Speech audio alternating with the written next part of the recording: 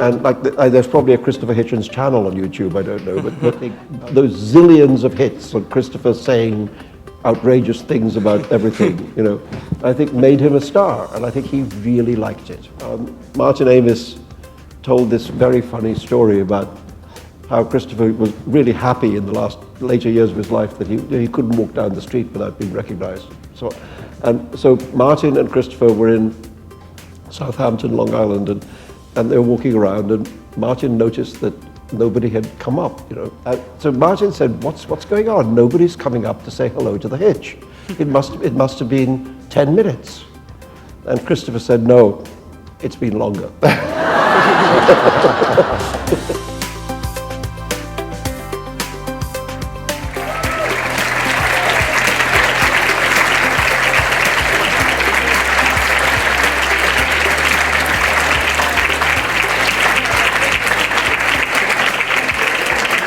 Good evening, everyone.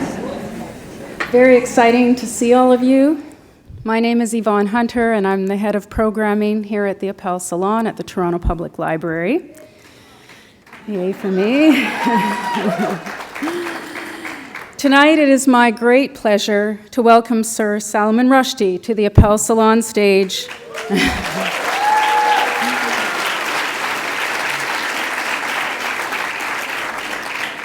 In conversation with CBC's Brent Bambury. If you read Marsha Lederman's wonderful profile in the Globe and Mail on the weekend, you know that Mr. Rushdie comes with a long list of accolades. He is famous and prolific, a Booker Prize winner, the founder of Penn's World Voices Festival, and many times over a best-selling author. In the world of literature and film, and far beyond, he is a very big deal. Mr. Rushdie is the author of 12 novels, including Midnight's Children and the Satanic Verses, a collection of short stories, several anthologies, and 4 works of nonfiction, including Joseph Anton, which deals with his years in seclusion after the infamous fatwa was placed on his head by Iran's Ayatollah Khomeini in 1989. Mr. Rushdie is here tonight on the occasion of the publication of his new novel, The Apocalyptic Supernatural, 2 years, 8 months, and 28 nights. That's the equivalent of 1,001 nights, if you're doing the math. And the book indeed takes its spirit from the traditional wonder tales of the East. In this novel, according to Publishers Weekly, Rushdie invents his own cultural narrative, blending elements of Arabic storytelling, Homeric epics, sci-fi, and action-adventure comic books, referencing characters that range from Henry James, Mel Brooks, Mickey Mouse, Donald Trump, and Aristotle, to one Ibn Rushdie, the real-life philosopher for whom the Rushdie family is named. What is more striking, and confirmed by Sharon Klein, his book publicist at Random House in Toronto, is that Mr. Rushdie is warm, funny, kind, and engaged, despite, as the Globe notes, being knighted and hobnobbing with the likes of U2, Jimmy Fallon, and Bill Maher. And I should note, playing ping pong with Paul Holdengreber, my colleague at the New York Public Library. Books are available in the Salon tonight, courtesy of Ben McNally Books, and I am delighted to let you know that Mr. Rushdie will be signing books after this evening's event. Even more delighted to let you know that we will begin the evening with his reading. Brent Bambury, interviewing Mr. Rushdie on stage following the reading, is the host of CBC Radio's Day 6. He launched his career with the CBC and has hosted numerous programs, including Midday with my predecessor, Tina Sherbatniak, from 1995 to 2000. Ladies and gentlemen, please join me in welcoming Brent Bambury and Salman Rushdie.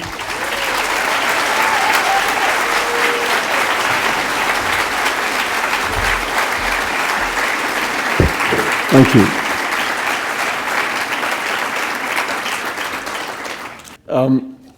Thank you for the wonderful introduction. I have to say, the knighthood thing always kind of embarrasses me. I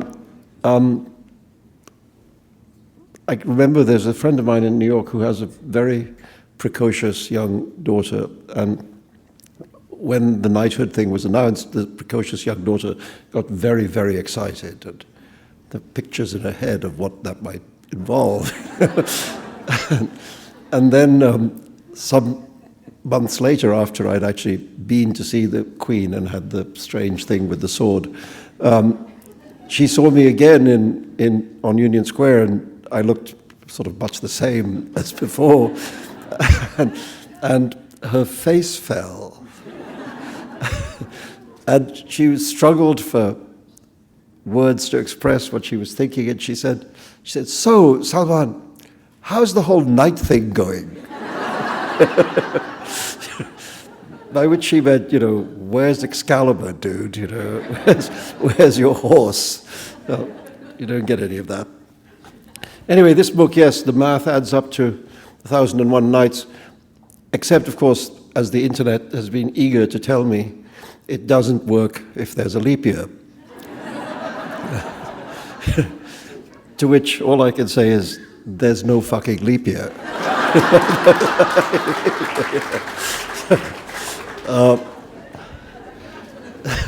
So I'm just going to read a couple of sort of early passages just to introduce the idea of the thing, and then we'll go on and talk from there. So this is the beginning of the novel. Very little is known, though much has been written about the true nature of the Djinn, the creatures made of smokeless fire. Whether they are good or bad, devilish or benign, such questions are hotly disputed. These qualities are broadly accepted, that they are whimsical, capricious, wanton, that they can move at high speed, alter their size and form, and grant many of the wishes of mortal men and women should they so choose, or if by coercion they are obliged to do so, and that their sense of time differs radically from that of human beings. They are not to be confused with angels, even though some of the old stories erroneously state that the devil himself, the fallen angel, Lucifer, son of the morning, was the greatest of the Djinn. For a long time, their dwelling places were also in dispute. Some ancient stories said, slanderously, that the Djinn lived among us here on earth, the so-called lower world, in ruined buildings and many insalubrious zones, garbage dumps, graveyards, outdoor latrines, sewers, and wherever possible in dunghills. According to these defamatory tales, we would do well to wash ourselves thoroughly after any contact with a Djinn. They are malodorous and carry disease.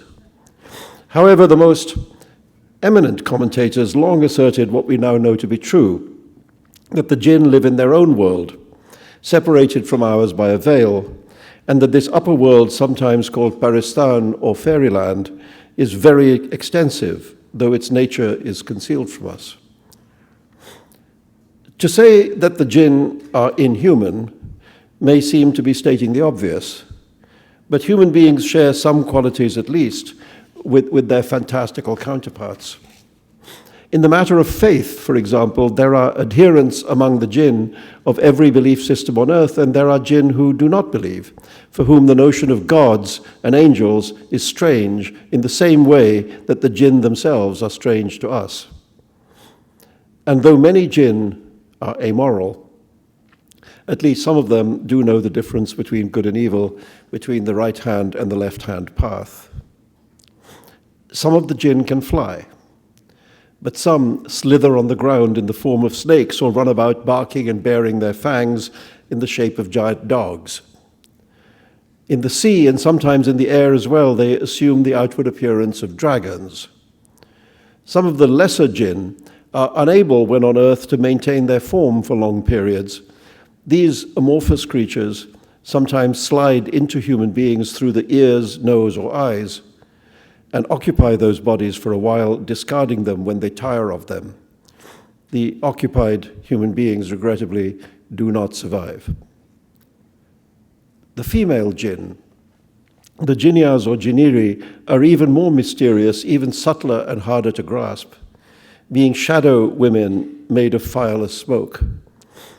There are savage Jinniri and Jinniri of love, but it may be that these two different kinds are actually one and the same, that a savage spirit may be soothed by love, or a loving creature roused by maltreatment to a savagery beyond the comprehension of mortal men. This is the story of a Jinnya, a great princess of the Djinn, known as the Lightning Princess on account of her mastery over the thunderbolt, who loved a mortal man long ago, in the 12th century, as we would say, and of her many descendants, and of her return to the world after a long absence to fall in love again, at least for a moment, and then to go to war. It is also the tale of many other Djinn, male and female, flying and slithering, good, bad, and uninterested in morality, and of the time of crisis, the time out of joint, which we call the time of the strangenesses, which lasted for 2 years, 8 months, and 28 nights, which is to say 1,000 nights and 1 night more. And yes, we have lived another 1,000 years since those days, but we are all forever changed by that time. Whether for better or worse, that is for our future to decide. So that's the sort of prologue. And then, when the story...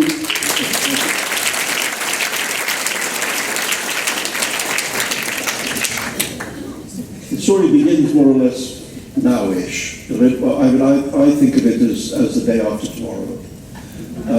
But you know, it's and in a very contemporary world, a very contemporary New York City, which has certain local differences. I mean, for instance, the mayor of New York at this time is a woman. Big improvement on actually existing persons. But that's normally the case when you invent politicians. They're big improvements.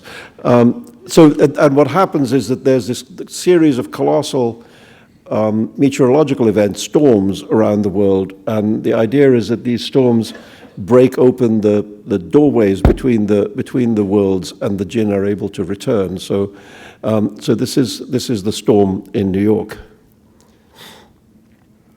The storm fell upon our ancestors' city like a bomb. Their childhoods slipped into the water and were lost. The piers built of memories on which they once ate candy and pizza, the boardwalks of desire under which they hid from the summer sun and kissed their first lips. The roofs of houses flew through the night sky like disoriented bats, and the attics where they stored their past stood exposed to the elements until it seemed that everything they once were had been devoured by the predatory sky. Their secrets drowned in flooded basements, and they could no longer remember them. Their power failed them. Darkness fell. Before the power died, the TV showed images taken from the sky of an immense white spiral wheeling overhead like an invading alien spaceship. Then the river poured into the power stations, and trees fell on the power cables and crushed the sheds where the emergency generators were housed, and the apocalypse began. Some rope that moored our ancestors to reality snapped, and as the elements screamed in their ears, it was easy for them to believe that the slits in the world had reopened. The seals had been broken, and there were laughing sorcerers in the sky, satanic horsemen riding the galloping clouds. For 3 days and nights, nobody spoke because only the language of the storm existed, and we did not know how to speak that awful tongue.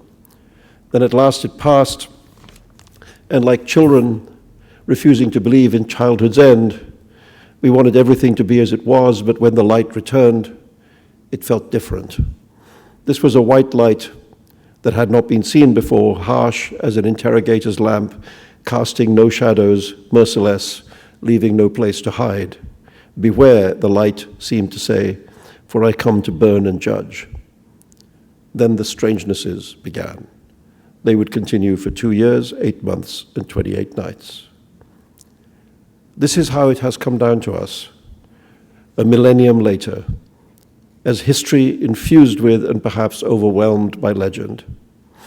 This is how we think of it now, as if it were a fallible memory or a dream of the remote past. If it's untrue, or partly untrue, if made-up stories have been introduced into the record, it's too late to do anything about it. This is the story of our ancestors as we choose to tell it. And so, of course, it's our story too. I'll stop there.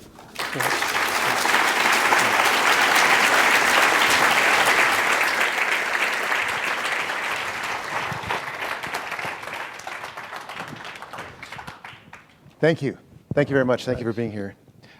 Let's talk about the Djinn. Yeah. What drew you to these mythical creatures? Oh, I mean, they're great, aren't they? I mean, they're so evil. I mean, no, what really started it off is that these are children's stories that I heard all my childhood of these supernatural beings. I mean, some good, some bad, some indifferent, you know. But they're great, and they can change shape, and they can grant wishes, and I mean, what's not to like, you know? But what I found I was trying to do was to write a story about a world gone wrong some way. You know, a world in which the ordinary rules of things had randomly ceased to apply. Mm-hmm. And that's a sense of bewilderment that I think I certainly have felt of late, you know, and I think that many people feel that the world is metamorphosing daily, you know, that the things we took for granted are gone, and new things are in their place, and the rate of change is so colossal that it's easy to feel that you don't get it. But the change in this book comes from these beings that you're in control of. So but me, I'm control. Well, you're the writer. You're pulling the strings. So if I find a bottle with a Djinn in it, what do I need to know before I pull the cork on the bottle? There's a ritual that you have to observe. I mean, actually, there's a ritual incantation, and if you get it wrong, you're in really bad trouble. Because the Djinn are tricksy, you know, and they constantly try to lead you astray. This is what you're supposed to say. All right. If you find a bottle that you suspect of containing a colossally powerful supernatural being. The bottle will probably be blue. There's this wonderful story that A.S. Byatt wrote called The Djinn in the Nightingale's Eye, which is about a Djinn caught in a bottle. And the Nightingale's Eye is a translation of the phrase Chashme Bulbul, which literally means the eye of the nightingale. It's a particular kind of blue bottle that is considered to be the color of the eye of a nightingale. That's a useful bottle to trap a Djinn in, as Antonio Byatt told us. But if you find such a bottle, you have to say this: Djinni great and Djinni grand, now I hold you in my hand. Tell me, ere I set you free, what reward you'll offer me. Are you writing this down? Yeah? No, just buy the book.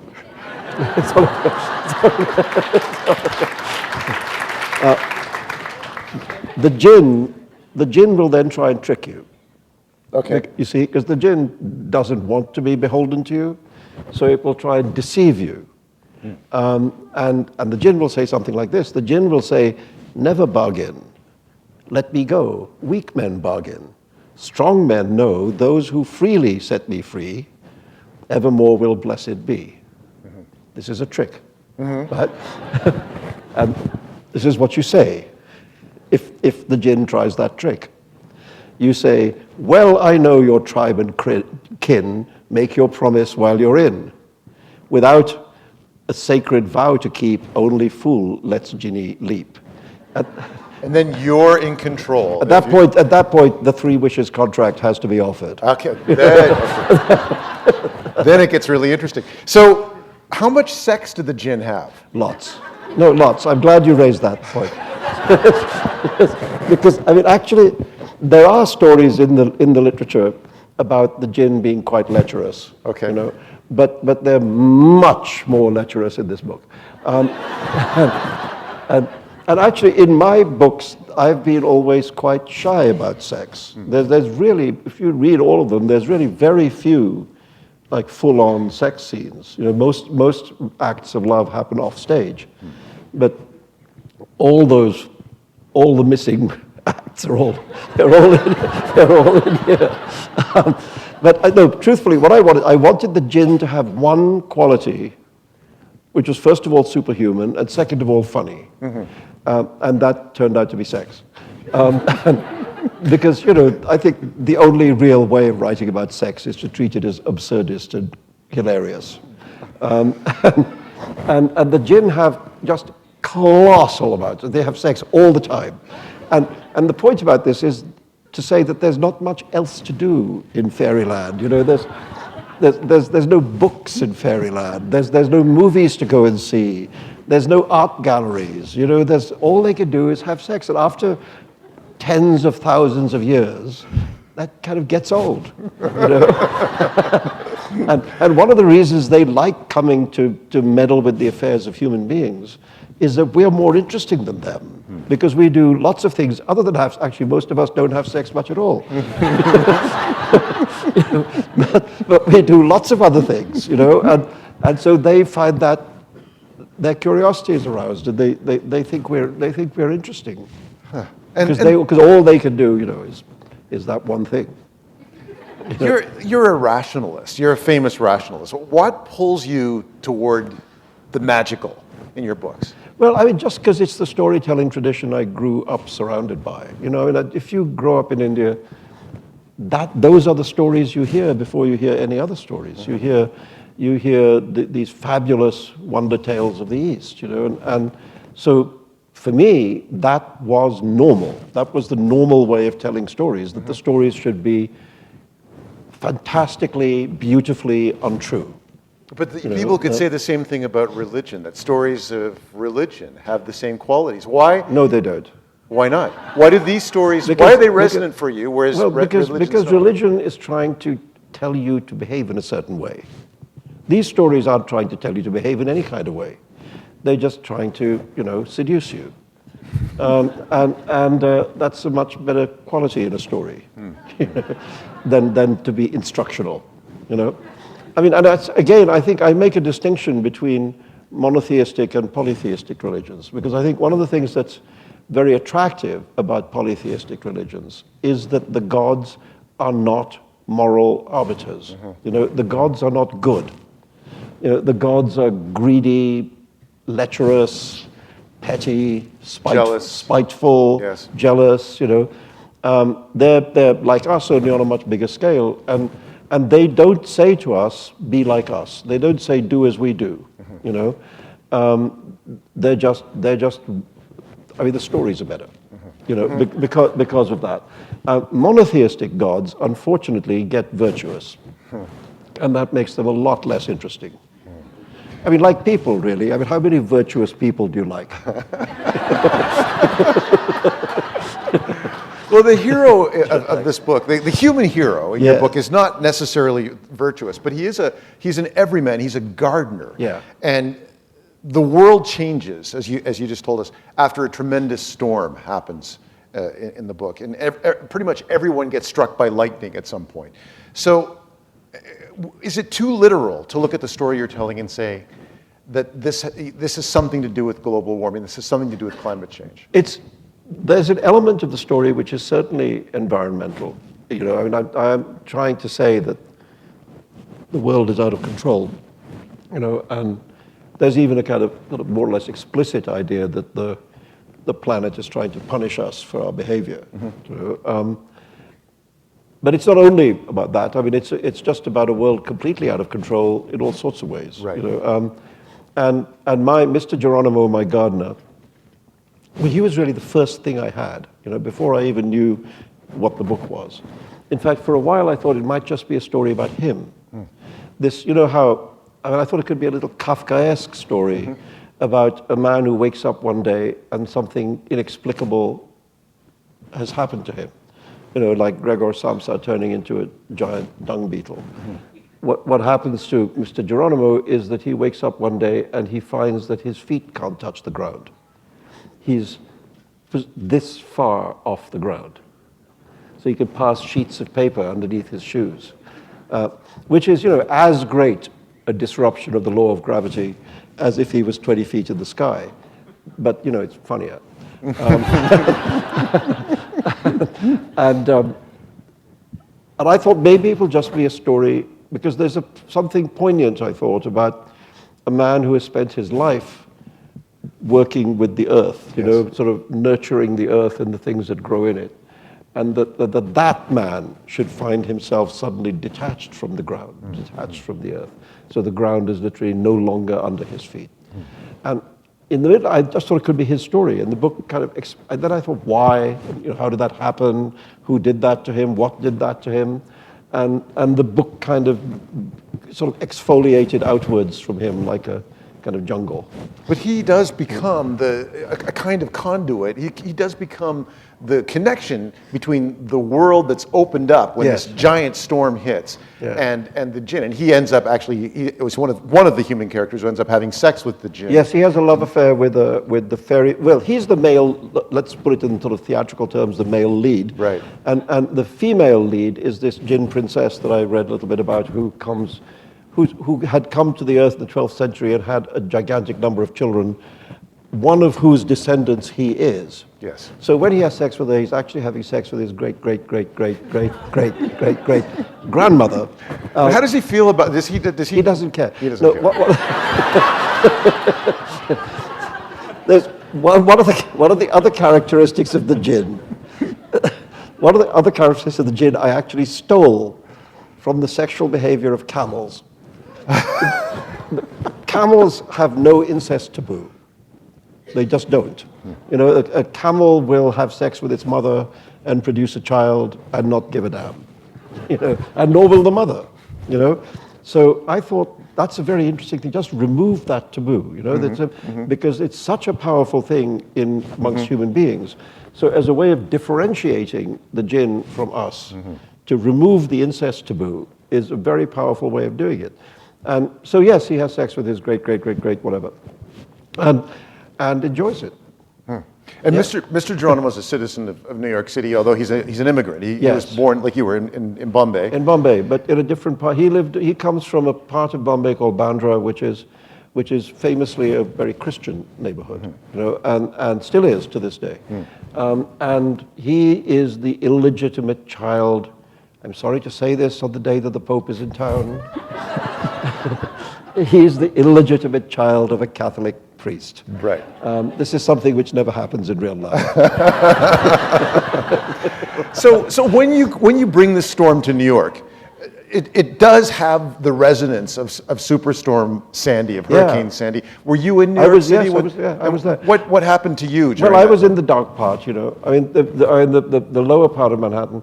I mean, 46th Street was the division. Yeah. 46th Street was really strange because the south side of 46th Street was plunged in blackness and the uptown side was blazing with light, you know. So in that downtown darkness where there was no power, there was no heat, there was no light for about 4.5 days, there was one building in downtown in the financial district, one building that was blazing with light in the midst of pitch darkness, and that was Goldman Sachs.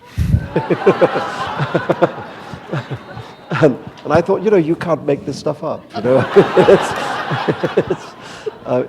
That's funny, you know, and the Hurricane Sandy was a terrible thing that happened, and when you write about it, it's a blight on the world. When you write about the War of the Worlds that follows, the darkness that follows, it's a terrible thing. And yet, there's something very humorous about the way that you present these cataclysms, these things that are basically threatening the earth to the point of destruction in your book. So I just want to talk a little bit about humor and how you approach that. When you're writing, do you feel the need to put in a joke every so often? Does it feel like that? No. Do you think it needs to be funny at this point? No, there aren't exactly jokes. You know, I mean, there aren't gag lines, but I like black comedy. You know, I like the idea of talking about dreadful things amusingly. You know, I think it does something very strange to the material. You know, because it doesn't lose its horrifying aspect. Right. But by getting this other dimension, I don't know. It seems to me it somehow humanizes it. It makes it more easier for us to think our way into it. In one of the vivid parts of the book where you're describing the attack on New York City, there's a giant snake climbing the Chrysler building. Coiled around it, yeah. There's a sea monster that swallows the Staten Island ferry. Yes. It seems like you're a fan of disaster movies. I really think, you know, that there's a saying in New York that, you know, Hollywood attacks New York every summer. And people say that it's Los Angeles' way of showing it cares. But it's inevitable when you think of these images. You describe somebody falling. And it's inevitable that people will connect that to descriptions of 9/11. Was that something that you were thinking? No, well, I mean, actually, yes. I mean, I think maybe that was a little near the edge, that somebody jumping out of the window of the Chrysler building, except that what happens to him is that he slides down the snake like a roller coaster and gets up at the bottom and walks away. So that's not exactly the same thing. And I'm sorry about the Staten Island Ferry. No, I'm not. But you clearly, but just back to disaster movies for a moment, because you clearly enjoy popular culture and you mix it with. Yeah, no, it's quite deliberately an echo of disaster movies. You know, and there's a moment, I mean, given that there's in the novel as it boils up, proposes that there's going to be this colossal conflict between supernatural beings, because I mean, and it's actually not even a conflict between them and us. It's more like a civil war, right? You know, where members of the human race are on both sides, but it's a war between the bright and the dark Djinn. And there's a moment in which you have to take a deep breath and think, well, if I'm going to propose that this war is happening, you have to go for it. You know, you actually have to describe it, and at that point, can't help but feel like a $200 million movie, which I hope it will be. One of the films that you reference is the B movie. It's a kung fu movie, The Sorcerer and the White Snake. It's a Jet Li movie. Yeah. When you think of a film like that, does it influence your imagination? I mean, listen, I've always been very, very influenced by the movies. I mean, from the youngest days. When I was at university, I always felt there was this movie theater in Cambridge, England, real Cambridge. You know, the one that's 900 years old. There was this movie theater called the Arts Cinema, which is now, like everything else, is a coffee shop. But I felt that I really got my education as much in that movie theater as in any university library, you know, and I would go in because they were showing European art movies, and not just European art movies, but Japanese and Indian and indeed American art movies of the kind of Arthur Penn, Robert Altman kind of, you know, that kind of type movie, and several of the filmmakers' visions profoundly influenced mine. I mean, I think, for example, seeing some of the childhood films of Fellini, films like Amarcord, you know, I thought, he's doing this extraordinary thing. He's taking the stuff of a very ordinary life, a simple, poor, working-class boyhood, you know, in a small second, you know, not even a big city, it's a little town, Rimini. And he's exaggerating it and enlarging it and making this kind of mythical. Yes, finding the magic. Yeah, and I thought that's such a brilliant thing to do. And it made me think that I wanted to try and do things like that, you know. And then the other filmmaker who influenced me colossally was the surrealist filmmaker Luis Buñuel. Yes. And I think anybody really, I mean, you see, I think writers are not only influenced by books. You know, you can be, I mean, I was influenced by movies. I was influenced a lot by surrealist painting. Yes. Well, the image of Mr. Geronimo rising up is a surrealist image. Yes. I mean, if you see the famous Magritte paintings, where they're raining men in bowler hats with umbrellas, you know, it's easy to imagine that they're not raining, that they're actually going the other way, up rather than down. And so, I mean, from the earliest times, was enormously influenced by the cinema, you know, and you know how it is when you become a writer, the things that people like about your writing are exactly the things which other people don't like about your writing. So the people who like my writing have always said that it's very pictorial, and the people who don't like my writing have always said that it's very pictorial, you know, and so I guess it must be pictorial.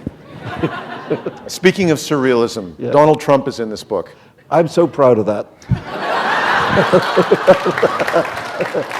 Explain to us how he comes up, because it's in a discussion of two types of crazy. So explain that. Explain what type of crazy he comes up. Well, there's a woman in the story who feels that the world has become crazy, and she says there are certain kinds of crazy that she can understand. You know, she can understand, Westboro Baptist Church crazy, or, Trump crazy, or Second Amendment crazy, or all the other normal kinds of American crazy, but this feels like foreign crazy. This feels like post 9/11 crazy, and therefore evil and dangerous. America has much craziness, and Donald Trump is a part of that. Donald Trump wants to build a wall between the U.S. and Mexico. Who's going to build it? He says the Mexicans are going to build it. But I want to connect this with what's happening in Europe right now, because there's an immigration crisis in Europe. Yeah. And immigration has been a theme that you've dealt with in many of your books. Yep. The Satanic Verses was about immigration. Yep, lots of them. You're an immigrant yourself. Do you think that people's attitudes are moving backwards when it comes to immigration? I think there's a fear about the scale of it, which is, however, whatever one may think about the humanitarian issues, you could also understand that there's a fear about the scale of it, especially when, as was said today by somebody, the big flood hasn't even started coming yet. That if it becomes millions of people showing up, it is a real problem. I think clearly, I was pleased to hear a couple of days ago the United States saying that they were increasing the amounts of people they were going to take, and I think that's good, and some European countries more than others, are beginning to do that. But there clearly needs to be a Europe-wide policy for how to distribute people, rather than have some countries putting up barbed wire fences and other countries opening their doors. That's going to create that could break the European Union. Just that. Yeah, and we see those tensions now, but there's also a fear about where these people are coming from. The fact that they're coming from Syria, and there's fear that it will bring violence and the insanity of Syria to our lives. Well, I suppose it is just possible that there's a few jihadists among them. It wouldn't be impossible to believe that. But I want to talk about that fear, because it's one of the themes in your book. People say when Mr. Geronimo starts to rise into the air, there's a contagion of fear. Yeah. People say to him, "You're patient zero. We could catch this." There's this idea that fear is contagious. Yeah. Do you understand that reaction? I think you have to understand it. You have to, even if you disagree with it, you have to understand it, because there it is. Yeah. And I've said repeatedly that, first of all, I think it's kind of disgraceful that the countries which share a language and religion and culture with the people running for their lives are the countries not taking them in. That's to say, the Gulf states. And it would be so much easier for these refugees to assimilate themselves into countries where they speak the same language and they have the same culture, and which are very wealthy countries, by the way, immensely wealthy countries, and well able to receive them. But Saudi Arabia, zero. Gulf states, zero. I'm so sorry to say that the King of Saudi Arabia has the same name as me, but the King Salman arrives in Washington and rents an entire 5-star hotel, all of it, for himself, but refugees, not one. And I think that's just disgusting. But so there is that issue about where they should go and where it would be more natural for them to go. And then there's the issue of, why are they running? Because these are essentially people running for their lives. That's what's happening. And the reason they're running is because in some very specific places, obviously Syria, but also Eritrea, there have been long, bloody, intractable, violent civil wars, where there's enormous collateral damage. Everybody's been killed, not just combatants, and so you got to solve the problem. You've got to solve that problem. You've got to apply yourself really to the question of how to stop those wars, because until you stop those wars, people are going to keep running. So don't ask me how. I'm a novelist. I don't have to solve the problem, but I have, no, I think seriously, I'm not in the business of saying here's how to solve all the problems of the world, but I do think that one of the things that writers can do is to point to where the problem is. Yes. And to say, let's talk about this because this is what we should be talking about. But you do, I mean, in this book, the idea of fear as a motivation. Yep. I mean, fear is what is being used by the Djinn to drive people towards religion in service of one of the characters in the book, one of the human characters in the book. So there is this idea of how powerful fear is and how it works as in service of a negative force. Yeah, I mean, there's a dispute in the book between two philosophers, both dead, the ghosts of two philosophers. Still arguing. Still arguing. There's a dispute about the nature of God, and about whether, as one of them says, fear is the echo of God, because it's human beings' natural response to the ferociousness and the punitive nature of God. And there's another belief, which is that God is love, and those beliefs are in conflict in the book. There's simply an argument about what God can do. For instance, these two philosophers, Islamic philosophers, al-Ghazali, who was 11th century Persian philosopher, and Ibn Rushd, who was 12th century Moorish philosopher in Spain, genuinely, I mean, really had a dispute. I mean, well, it's a dispute spread over 100 years, but Ghazali, who was what we would now call a religious conservative or extremist, believed that God was omnipotent and was not bound by natural laws. And Ibn Rushd, who was Aristotelian and believed in reason and science and logic, believed that God would be bound. I mean, the question is this: if God makes the world, is he then bound by the laws by which the world works? Yes. Or not? And the image that's used in Ghazali's philosophy is the image of a flame being applied, which is also in the book, which a flame being applied to a ball of cotton. Now, if you apply a flame to a ball of cotton, what happens? Catches fire. Why does it catch fire? The rationalist would say, well, because those are the laws of science, that you apply the heat to the flammable substance and it burns. The literalist, the blind faithist, would say that's diminishing the power of God to say that, and that actually the only reason the fire burns the cotton is because God at that moment decides that it's okay for the fire to burn the cotton. And if God wanted the cotton to extinguish the flame, he could make that happen because he's God. You'd think you could test that scientifically, though. Yeah, but they don't. But the scientific test is irrelevant to the person of faith, as in so many things. I want to talk about another kind of fear. Yeah. You were an ad man at one point. I was. You're a storyteller now. What do you think ISIS is doing that makes its propaganda so effective? Well, they're very good at using social media. It's one thing. And I mean, the thing is, I can't watch a lot of that stuff because I'm deeply squeamish. But part of it is supposed to scare us. I mean, there's many ways to kill people, but if you choose this particular way, decapitation, and not just decapitation with, an axe in the way that the Tudors used to do it, but with a knife that's this long, so you actually have to hack away at somebody's head in order to remove it, and it's as messy and ugly as it could possibly be. The purpose of that is to scare us. That's what it's, not just to scare us, but as quite effectively did for a time, to scare soldiers who are sent to fight them. So it's working then? So it certainly has worked, And then they make these other very seductive films. And I mean, I have to say, the things, I can sort of understand why certain kind of deprived, psychopathic young man might want to go and kill people. What I don't understand is why the women go.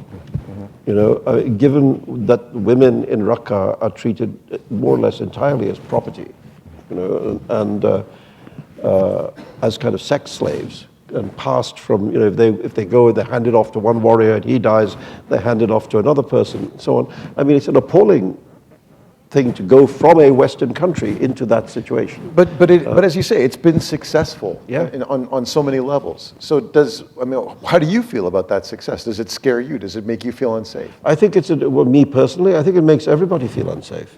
I think it's something new in the world because, Al-Qaeda was a group or number of small groups who were occasionally able to make particular acts of violence work here and there. Mm-hmm. But this is an army, this is an army and it's very well funded. And the question is where is the money coming from?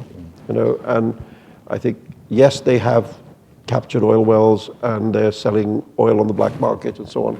But I have a strong suspicion that the money is also coming from places like Saudi Arabia and Qatar, and places which claim to be our allies. Mm-hmm. And one of these days we'll wake up and realize they're not, that they're actually our enemies.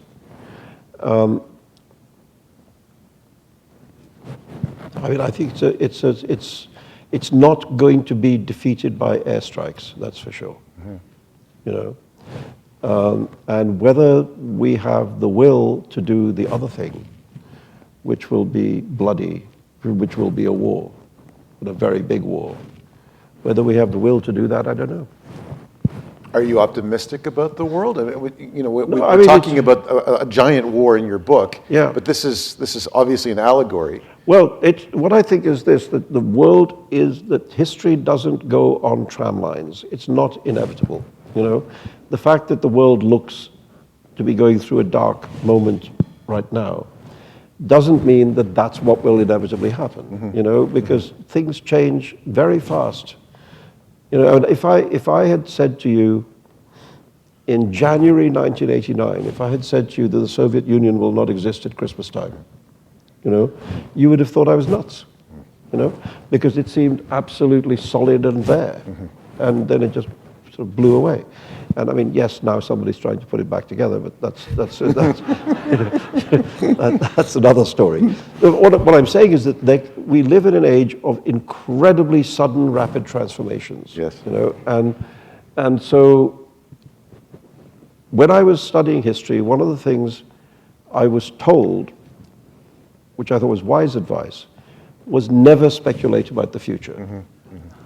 Mm-hmm. Never ask yourself. Two questions you don't ask yourself. One is what's going to happen, mm-hmm. and the other is what if. Mm-hmm. What if the Nazis had won World War II, etc. Those what if questions which are beloved by fantasy writers. I was told it's hard enough to work out why what happened without asking the question about what would have happened if something else had happened, because that thing didn't happen. President Obama is a character in your book. He makes a brief appearance. You describe him as being Sinatra-like, and which is a nice comparison. But he's ineffectual. He cannot meet the challenge of the War of the Worlds. Is that a comment on his performance in real life? He's not named. True, but and the date of the book is a little indeterminate. So. It may not be him, His race is not specified either. It's true. The only reason you're saying it's him is because he's described as having big ears. That's right. And ears, as you know, in this book are an important identifier. Yes. Of all kinds of things. No, I mean, the Sinatra thing actually is to do with, I remember watching one of the debates way back in the first presidential campaign, a debate between Obama and McCain. Mm-hmm. And there was a point at which I turned the sound down and just watched the body language, mm-hmm. And McCain was this little red guy, kind of strutting angrily about, like that, and bright red in the face. And Obama was on this like bar stool, sort of lounging. and he was like so at ease in his body, and if he had started singing, "Come Fly With Me" or something, who would not have agreed? So I thought, I like that guy. That's where the Sinatra thing came from. But do you think he's been ineffectual or ineffectual? I think I have to say I was, like many people, filled with hope at the election of President Obama and somewhat disappointed more than somewhat disappointed by the first term. I think the second term has been triumphant. I think the things that he's achieved in the last 3 years, I think mean that this will go down as one of the great presidencies. You know, and I think he's done a great deal to change America.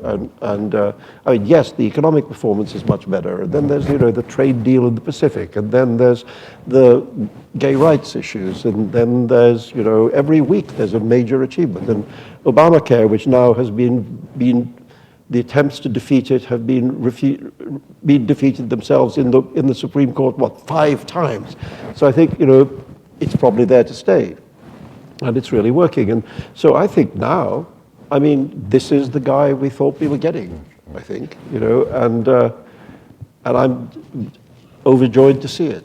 I want to give the audience a chance to ask some questions. We have a microphone set up. I just have a couple of more questions, and then it'll be your turn, audience. So please take your place at the microphone if you'd like to ask a brief question. And I'm going to ask that you keep the questions in the form of a question, just so that we can talk to as many people as possible. But before that, you credited Michael Ondaatje as being an inspiration for the form that you took for this book. But would you like to tell us what you said about him on Twitter last year? What did I say? What did I say? You called him a name. Did I? Michael? Oh, you mean about Charlie Hebdo? Yes. Yeah, I called him a pussy. Do you regret that? No. What was your conflict?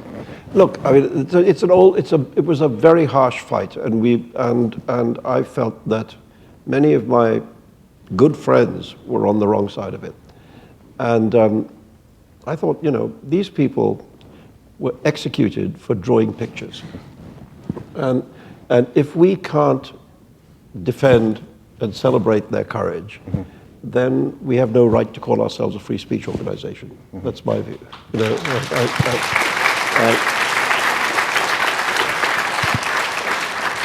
I also felt that the people opposing their award at Penn were misrepresenting them. You know, that they were calling them all kinds of names, they're calling them racist and so on, and they were the exact opposite of that. Many of the people who signed up to that, I think, knew very little about the people they were criticizing, and I thought, you know, to wrongly malign the dead, who are our colleagues, is a crime. To me, a crime against the dead, and I felt very strongly about it. And so, yeah, feelings ran very high. And but you know, Michael is somebody I love. He's a very old friend of mine. And you know, I remember the case of Hitchens. I mean, Hitchens and I disagreed violently about politics very often. Yes. You know, I mean, he was a supporter of the Iraq War, which I wasn't, and many of Christopher's friends were not in line with him politically on that issue. And so we would just yell at each other, you know, but it didn't stop us being friends, you know, and so, yeah, so we yelled at each other a bit, but it doesn't stop us being friends. The last 4 words of this book: we long for nightmares. Yeah. If religion... Thanks for giving away the ending. Right. We can cut that part out. But if religion was eradicated, if people became creatures of pure reason, Yeah. Do you think that we would still be violent and crazy?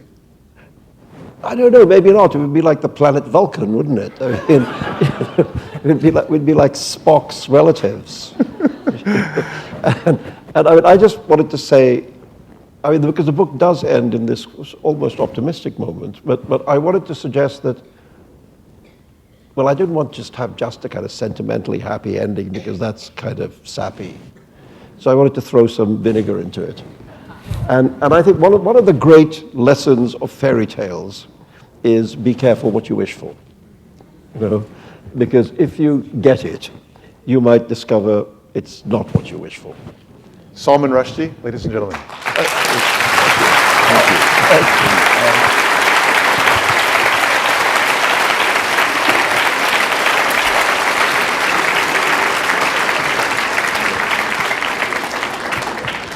Hello.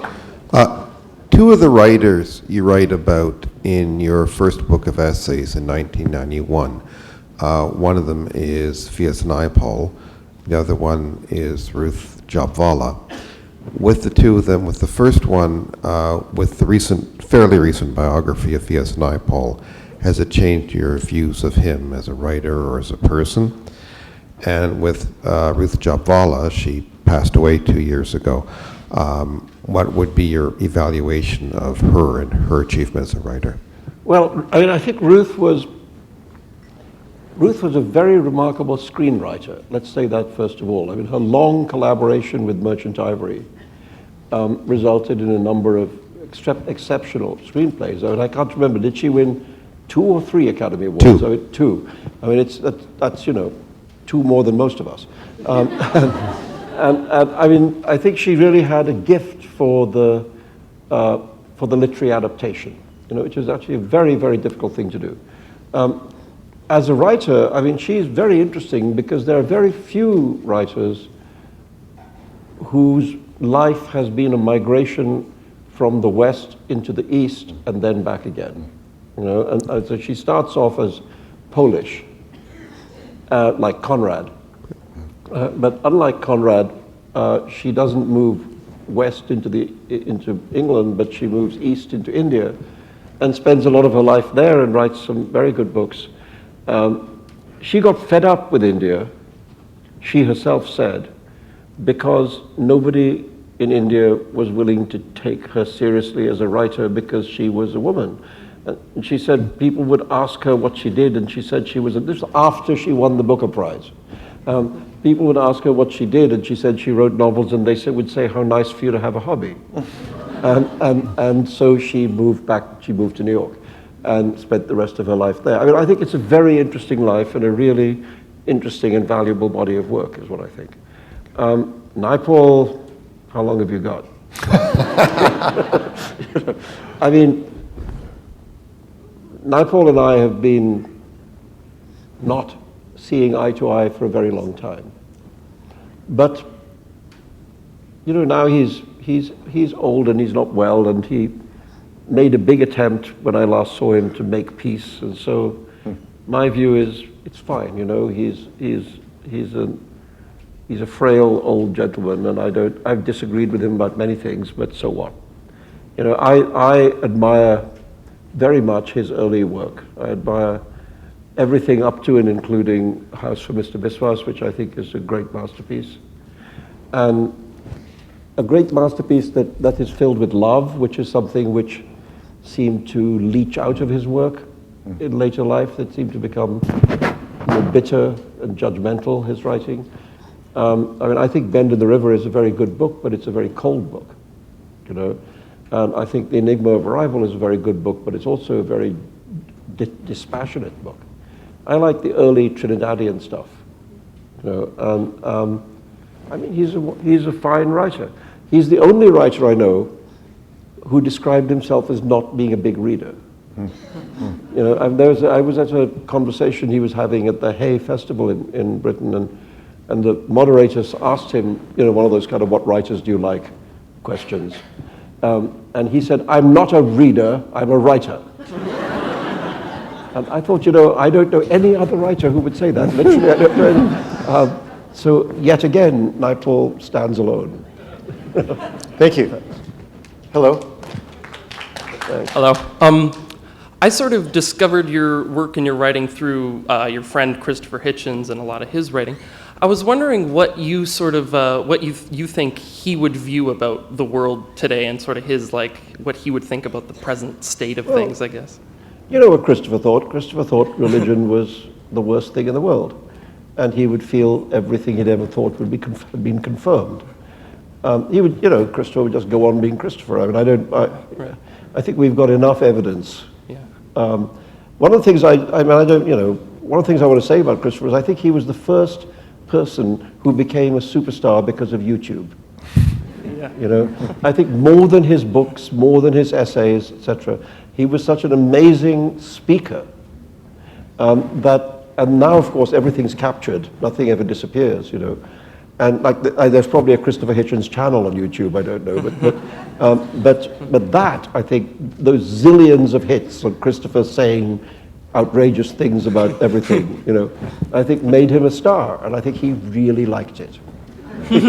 There's in the memorial service, Martin Amis told this very funny story about how Christopher was really happy in the later years of his life that he couldn't walk down the street without being recognized and so on. And so Martin and Christopher were in Southampton, Long Island, and they were walking around, and Martin noticed that nobody had come up, you know. And so he said to Christopher, he said, you know, Christopher, what's going on? And Christopher sometimes referred to himself in the third person, you know, as the Hitch. You have to remember the definite article is very important. So Martin said, "What's going on? Nobody's coming up to say hello to the Hitch. It must have been 10 minutes." And Christopher said, "No, it's been longer."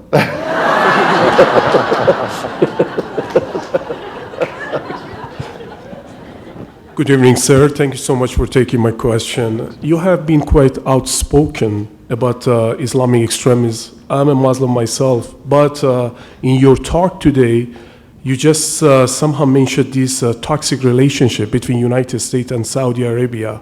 Don't you think, especially coming from you with such a background and all that, don't you think you have more sort of duty to speak out more about this toxic relationship? Because that's what I believe is a main drive behind the majority of the problem that we see in Middle East. I believe it makes a huge difference, especially coming from you, that you have been through such an experience. Well, I'd Thank say, you so much.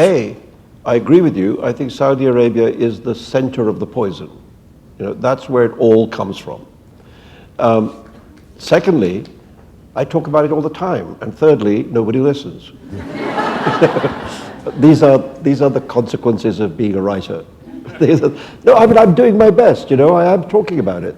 But I do have other things to talk about. Because really, I don't seek what Christopher wanted to be, a talking head on television talking about the issues of the time. I don't want to be that person. You know, I want to be a person who writes stories and tells stories and has people hopefully see something about human nature and about the world they live in through my stories. That's my way of expressing myself, you know. But I do shoot my mouth off about Saudi Arabia as much as I can. Ask anyone, you know. Anyway, thanks. Thank you. Hi, on behalf of my friends, wanted to ask you about a contentious issue here in Canada. In Canada? Yes. Yeah. Well, I guess globally too, but especially here. It's a contentious issue that, you know, for women, that when they want to go take their oath for citizenship here, if they're wearing a niqab, a veil, a lot of Canadians are against it, a lot of Canadians are for it, the feminists are up in arms about it. What do you think about it? How do you feel about it? I'm not a fan of the veil. You know, I mean, I come from a very female family. You know, I have 3 sisters and no brothers. I have a lot of aunts. I have a lot of female cousins. They all come from Muslim families. They all live in Muslim countries. And any of them, if you were to try to make them wear one of those things, would give you a very hard time. You know? So I come from a tradition in my family of women who would not be seen dead in a veil. And what I think about it, I don't want to talk about the law and so on because I don't know the situation, but I'll just talk generally about the thing. I think that I understand that in Western countries in particular, and in a younger generation of women in particular, there are people who see it as a badge of identity, you know, and who wear it thinking they're doing something proudly and positively, if you like. This seems to me to fall into the category of what that discredited philosopher Karl Marx would call false consciousness.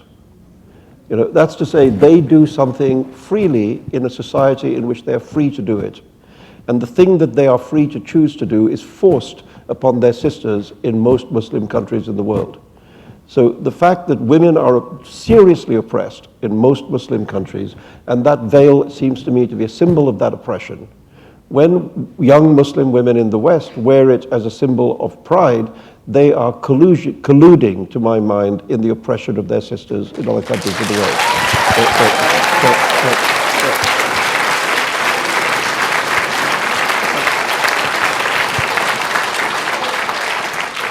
And if my sisters were here, they would say it more forcefully. Good evening.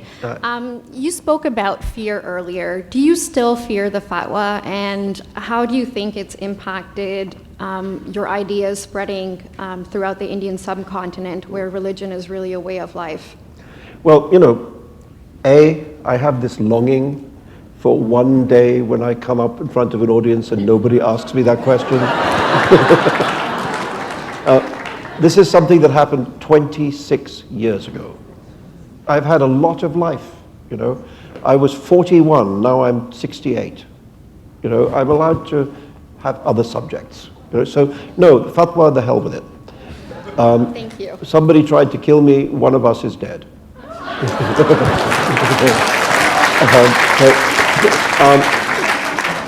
India, I don't know,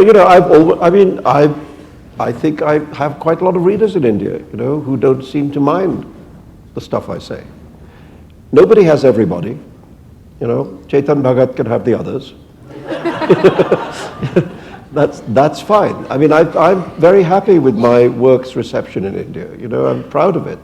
I would always have been, I know, and I've said it often, from the time of Midnight's Children onwards, that had my work been well received in the West but badly received in India, I would have felt colossally disappointed, and that the reception of Midnight's Children in India was much more important to me than winning the Booker Prize, and I've remained very proud of the fact that, all these years later, that there are still people there who are interested, people which include young writers, by the way, who are interested and value whatever it is that I've had to contribute, So, there's also, obviously, there's people who don't like my stuff and so on, but that's always the case.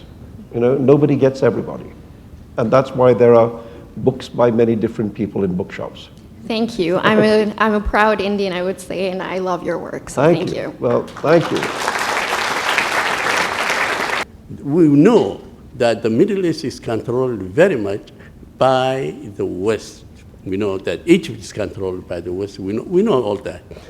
If we don't have means to influence the Western policies, then how can we hope ISIS to be defeated? Sorry, I think it's just too easy to say that everything depends on the West. I think you have to start believing that people are responsible for their own fate. And I think the solution to Islamic radicalism does not lie in the hands of the West. It lies in the hands of Muslim countries to rise up against that. Salman Rushdie, thank you. Thank you. Very nice to see you. Thank you.